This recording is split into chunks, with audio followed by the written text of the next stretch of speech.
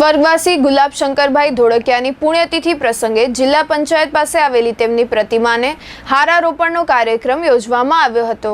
આજે ભુજના નગર અધ્યક્ષા રશ્મિબેન સોલંકી, ગુલાબ શંકરભાઈ ધોળકિયાના પરિવારજનો, વિભાકરભાઈ અંતાણી, દર્શક અંતાણી, ચંદ્રવદનભાઈ પટણી સહિતના અગ્રણીઓ ઉપસ્થિત રહ્યા હતા। આજે તેમની પ્રતિમાને પુષ્પાંજલિ અર્પણ કરવામાં આવી હતી।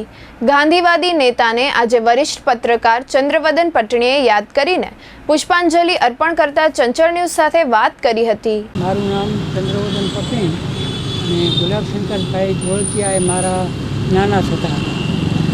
અમે તો ગાંધીવાદી લોકસેવકને એમને નજીકથી જોવા અને જાણવાનો અમને લાભ મળ્યો છે।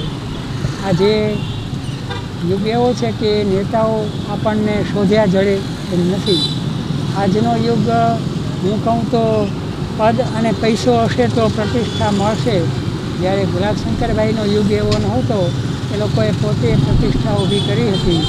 એટલે એમને દર વખતે જે રીતે આપણે યાદ કરીએ છીએ, આજે એમની વિદાયને 53 વર્ષ પૂરા થયા છતાં પણ પ્રજા એમને અને આપણે બધા એમને યાદ કરીએ છીએ। એટલે એમને મારા વતી અને સમગ્ર સૌ વતી હું સાદર વંદન।